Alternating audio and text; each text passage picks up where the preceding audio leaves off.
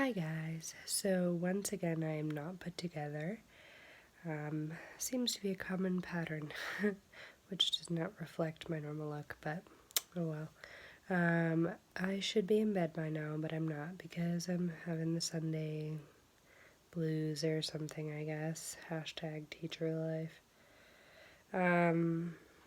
Even though my motivational wall is here and my buenas noches wall of things I'm supposed to be doing to help go to bed are easier.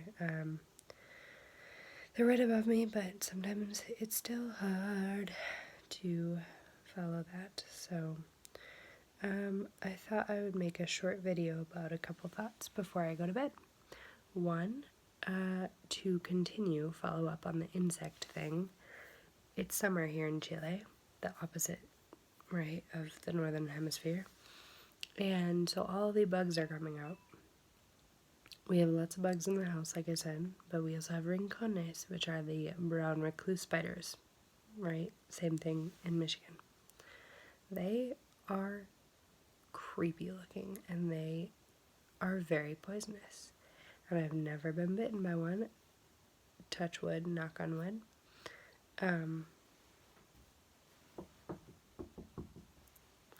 But between yesterday and today, I found 4 in the house, which means either A, we have a nest somewhere, shudder, or they're just all coming out because it's summer. So I woke up this morning at like 5:30 a.m. or something because there was a mosquito buzzing in my ear. I also have a huge problem with the mosquitoes, only here because we're near a river, but most places in Chile don't have them, thank goodness. So mosquito was buzzing in my ear. I get up to kill it, and when I went to go back to bed, there was a rincon on my bed. So I killed it and tried to go back to sleep, but for the next hour and a half, I definitely had like the heebie-jeebies. Like I felt like things were crawling all over me. Ugh. So so hoping and praying that no more rincones ever get that close to me ever. It's kind of weird because normally they're not aggressive, so normally they stay away from like humans and movement and sound. But maybe it crawled into bed with me when I was sleeping or something. Who knows? Anyways, so that's been interesting. I sprayed a bunch of stuff today. I don't like using chemicals, but I've tried everything else. I've tried incense, tried essential oils, doesn't really work. Although to be fair, the essentials here are probably not as strong as Young Living, which is not available here yet.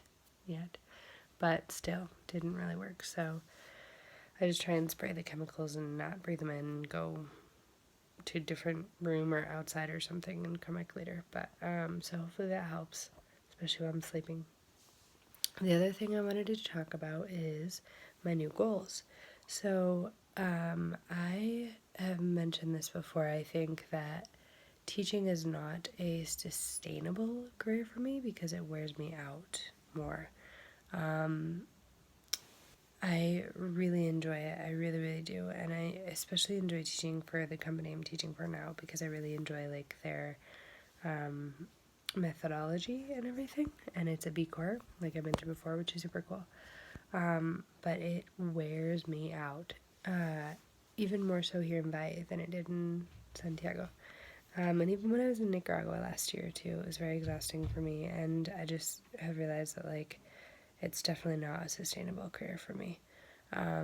So I try not to think about the future or worry about the past because that's something I'm very bad at. And I try very much to live in the present and make the most of the present, which, like I said, is difficult for me because I struggle with anxiety. But I also think that somebody who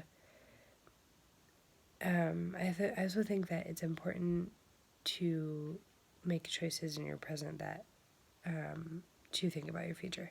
So if that makes sense. So like the things you do in your present affect how your future will turn out. And so it's important to like not worry too much about the future, but also to like make certain choices that could help you later on or that will move you in the right direction of where you want to go. So I've been thinking about a couple different things about like what I might want to do in the future, and part of what I realized is that I would like to have a career in which I could learn more and expand more of on my knowledge of English, Spanish, and possibly other languages, but at least English and Spanish. And something I've been thinking about for a long time now is actually possibly going more into like librarianship slash work. The thing about that am not entirely fond of, I guess, is I do not want to go back to school because I do not want to have any more debt. But to be a librarian, you have to in the US because you have to have the certification. So I've been looking at schools that have a lot cheaper programs, which is good. So that's one thing.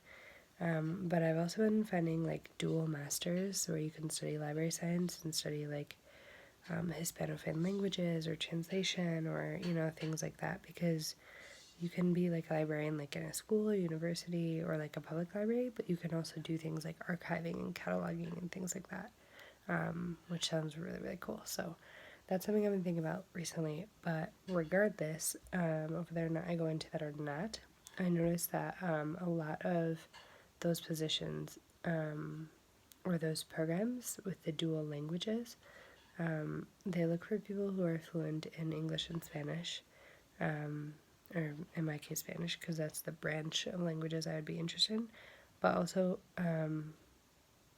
at least English and Spanish, and if not, at least one more, right? So they want, I'm not saying this well, they want you to have at least English and Spanish, and then potentially one more if possible. So something I've been thinking about for a while is, now that my Spanish is at a level where I'm functionally fluent, I still do want to improve it a lot, because I definitely could not do like technical translation without having it be like very intensive for me. I have done it here and there more casually for friends here. I was doing it in my office job in Farmers in the US, and I really loved it. And so that could also be a cool like side hustle thing maybe in the future. But I definitely need to improve my Spanish, so that's one goal that I have right now, is I'm trying to like write down all the words I don't know and learn some more technical words. But apart from that, I've actually started learning Portuguese on Duolingo. And it's kind of interesting because when I started learning Spanish, I had switched from French in high school to Spanish in college. And it was helpful because I already knew how to learn a language, and the languages were kind of similar, but it was also difficult because I kept getting them confused. So that's basically very similar with Portuguese. Portuguese is that the accent is very different, kind of like from English to French, or from Spanish to French, but a lot of the words are very similar. So that's been my new challenge, is improving my Spanish skills and my Portuguese skills, which whether or not I end up using that in my future or not, I think is something really fun for me, because I've always wanted to learn more languages in general, even though it's really, really hard. Languages are, I think, something that don't come super natural to me, but I'm still pretty good at.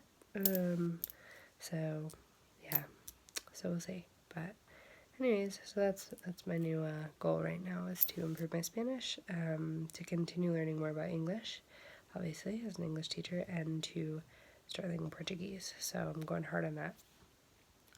The other thing that I'm working on is getting more reading and writing time in. Reading is not as hard,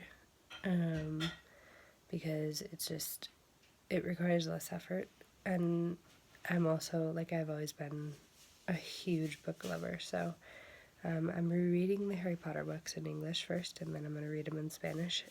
I've read the first couple in Spanish, but I'm going to read all of them in Spanish to help me get back into reading, because I haven't done it consistently for a while, and I haven't read Harry Potter books in a couple years, so it's overdue.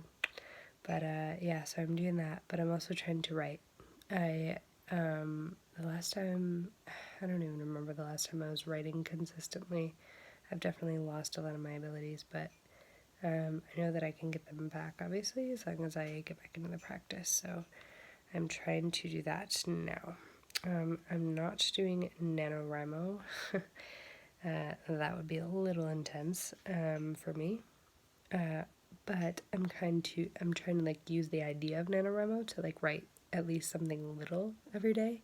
Not like the crazy 10,000 words or whatever it is that, actual authors are trying to get out, but I've been trying to use that for inspiration, so that's helped me a little bit. So if you have any book recommendations or any writing tips, please send them to me. I definitely could use them. And also any tips on improving language as well when you're already quite advanced. Portuguese, super easy, because not easy, but like it's super easy to teach myself because I'm starting out. But Spanish and English is a little harder because I have higher levels in both of them, and so it's harder to like stay motivated sometimes, but it's also harder to like know what I'm missing that I need to know or that I want to improve. So yeah, any tips, any comments, any questions, let me know. And I will talk to you guys soon. Again, sorry I'm not put together.